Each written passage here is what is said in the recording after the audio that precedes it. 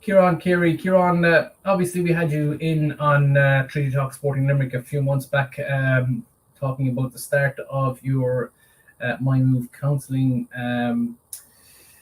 initiative, I suppose. And I tell you, how has the first, I suppose, few months or the first 6 months of the business been going? And I suppose on the back of Mental Health Awareness Week, which was last week, how important are weeks like that in generating awareness around mental health issues and the need for people to look after their mental health? Oh, you're Raphael. Long time no see. Good to see you.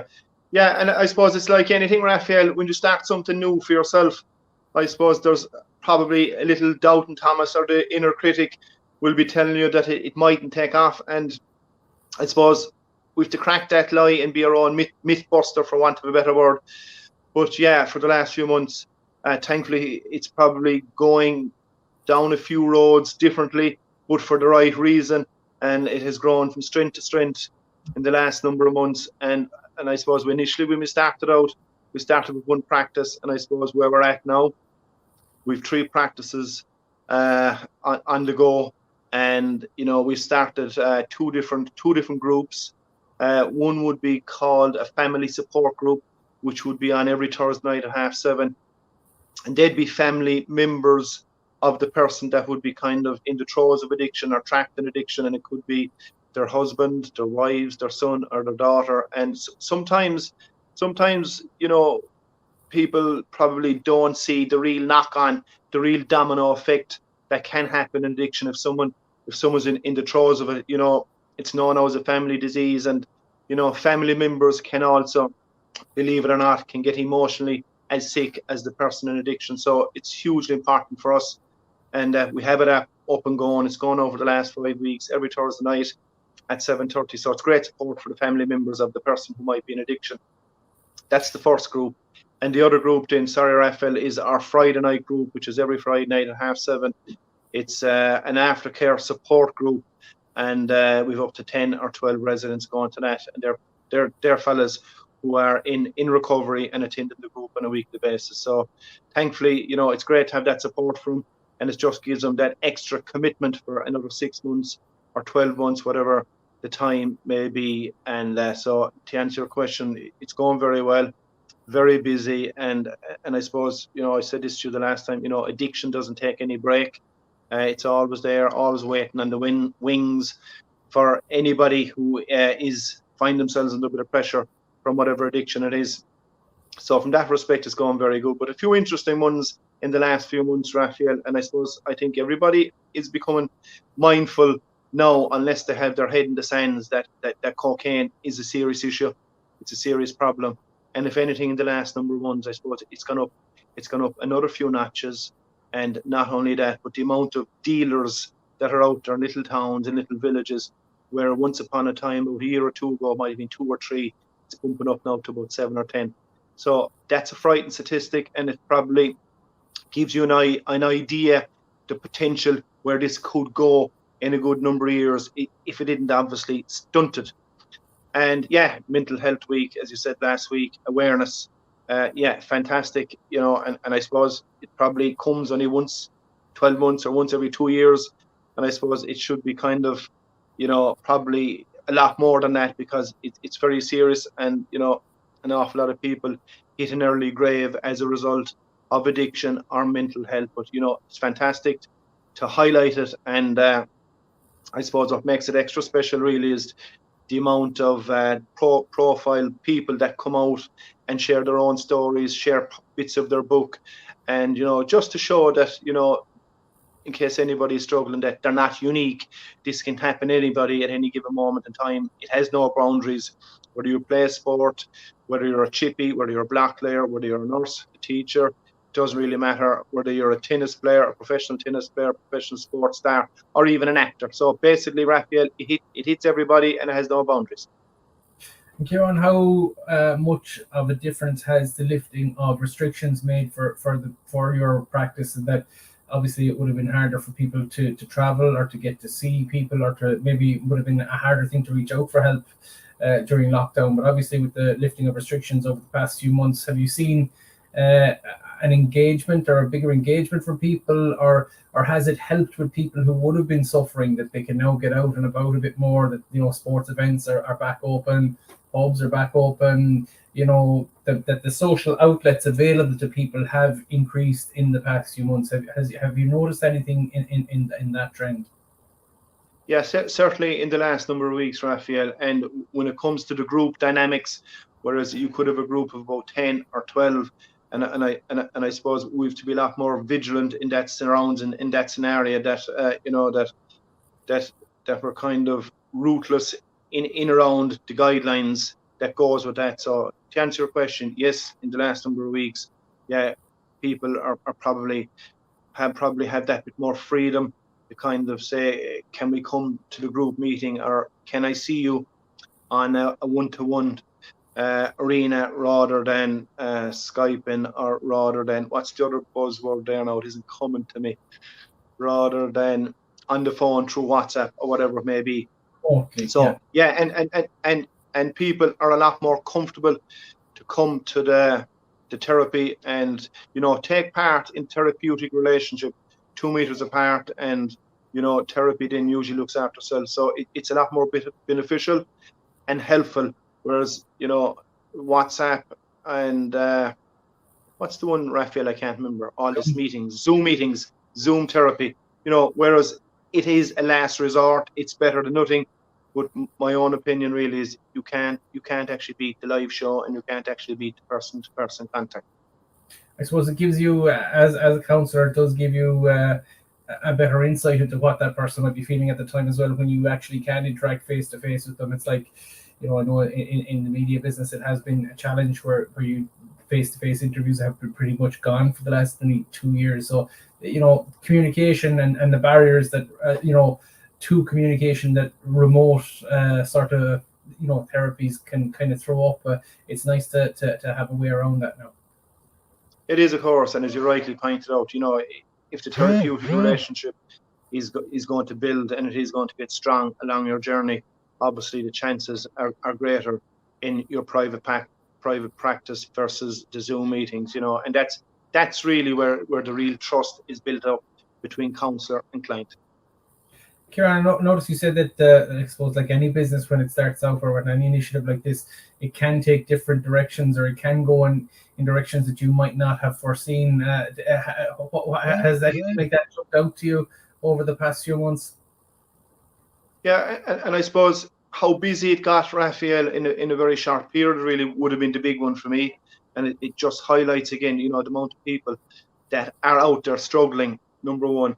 But number two, yeah, and I still work behind in Coonvera Residential Treatment Centre, you know, where an awful lot of people come in, get treatment, can get well, and can stay well. Some slip and relapse, but to get up in the horse and get well again. You know, there's a huge amount of positive stories. You know, people do get their lives back together. They do start a new chapter and a new book in their lives. And I suppose the big one for me in the last number of months really is coming in and going through the therapeutic relationship and sticking to that, and being disciplined enough to stick to that, and, you know, stick to that process, and then eventually then joining the aftercare. People are getting well, people are staying well, they're getting sober, they're getting clean, they're keeping themselves free from gambling, and obviously the people who are coming in with the food addictions are also getting well. So that's a huge plus for me, that I can see that's a huge option for people who might be kind of fearful, or might be not ready for residential care. You know, there is other services, and there is other ways of getting well, of getting sober, and keep yourself separate from gambling, whatever addiction you may have. So from that point of view, it was a huge learning curve for me, number one. And I suppose it gives us confidence then that this is working, and it is workable. And we're meeting, walking, and talking miracles all the time in the sir. So from that point of view, Raphael, is great, and we're very grateful for that. Yeah, and Ciaran, I know obviously Mental Health Awareness Week last week, and I think I saw somebody on Twitter saying that they'd like to see a shift in focus, not to totally get rid of awareness around the issue, but also that government would fund mental health services and mental health initiatives. You know, what would you like to see? Obviously, you were a separate practice and a private practice, but what would you like to see from government that could help, or that improve in mental health, in the mental health arena? Yeah, I suppose to, to answer your question, and to be very honest, I suppose I could give a political answer, but to be very honest, I suppose to meet it head on, number one, to confront it, and confront it with kind of honesty. And, what I mean by that is, come down to ground zero and see what's really happening out there. There's an awful lot of projects out there in various little pockets of Limerick that, that are surviving from funding. And I suppose before the coronavirus and that epidemic hit the country, there was a lot of projects even at that stage that were under pressure with funding. They weren't probably getting the correct funding or the usual funding that they were getting on an annual basis. So what I'm saying is, it was being cut and being cut and being cut. And I suppose it's a matter of being a small bit more prudent and, being clever and cute and making sure whatever money that is being allocated, that it is going to the projects, it is going to the areas where it can be hugely beneficial. Sometimes possibly it mightn't be as accurate as always was. And there's only one way really that you're going to get to know that, and that's to come down to ground zero and do your homework and just see what's really happening on the ground floor. I noticed you mentioned as well there gambling. Obviously, one of the really savage addictions in terms of what it can do to people from a financial side of things. Obviously we're here on a sports platform as well, but you'd see across Ciaran, does sport and gambling have I suppose, are you uneasy with the relationship between sports and gambling with regards to sponsorship of competitions, of content and all that sort of stuff? How does that sit with you? Well, definitely in the last 12 months, anyone that's interested in sport and soccer, in professional soccer, on a Saturday, watching the Premiership, and I'd be watching from time to time. But definitely in the last 12 months, whether it's Betfair or whatever betting companies, any time there's a soccer match on or any little ad break or before or afterwards, it's literally jumping out at you on the television. And I suppose they have that right, because, I'm no expert in the regulations of that or what can be done or what isn't done, but it definitely appears to be in your face. But I watched a very good documentary the other night on Paul Merson. You might have remembered him. He played with soccer with Arsenal, and a very good player. He battling with three addictions actually. He was cross addicted to drink, cocaine, and gambling, and he managed to keep himself sober and clean from drugs for a long time. But he is still, and by his own admission the other night, I think he might be 9 or 10 months now clean from gambling. And he highlighted the point about the soccer players. There's a very high percentage of the soccer players who play professional football. He did give the figure, but I forget the figure. He said it was a fairly high percentage that a lot of them eventually kind of find themselves falling into a gambling addiction. But I even see it, Raphael, at a smaller scale. Most little villages driving by that have a little betting shops, there always appears to be traffic going in and out. There's nothing wrong with someone throwing a €2 or a €5 on the Grand National or Cheltenham, whatever that may be. But there's a lot of people out there, and I've spotted this too in the last number of months. Gambling also is alive and well, and it's pretty active with an awful lot of people out there. And I suppose it can be the most silent addiction of them all.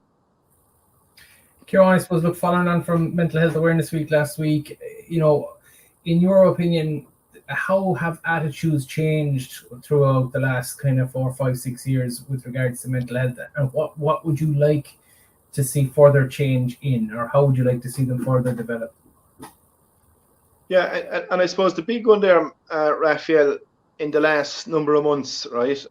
If you take the Tyrone captain, he did an outstanding interview on the Late Show, Late, and he was very courageous in sharing his story and what it was like and where he's at now in his life. And I suppose the more of those people that come out, they're hugely inspirational for the person that might be at home struggling big time, and I suppose afraid to come out of it, and pride might be stopping them for whatever reason. And I can't think of the tennis player as well that pulled out Yeah. of was it the French Open? Naomi Osaka was the tennis player's name. Yeah. Yeah, and the more you see that happening, and the bigger the fish, for want of a better word, makes it that bit easier, or it might be a kind of an easier gateway for the ordinary person to come forward as well and say, right, okay, I'm not the only person that's feeling like this, or I'm not the only person that's going through what I'm going through. And I suppose, and what comes with that really is somebody to be courageous, to be honest, and I suppose to be at a place that you're comfortable in coming out and sharing your story. So that can be hugely inspiration. So, and I would hope that will continue. And I've no doubt it will continue. And probably the only difference is you'll probably see probably bigger names, different type of names.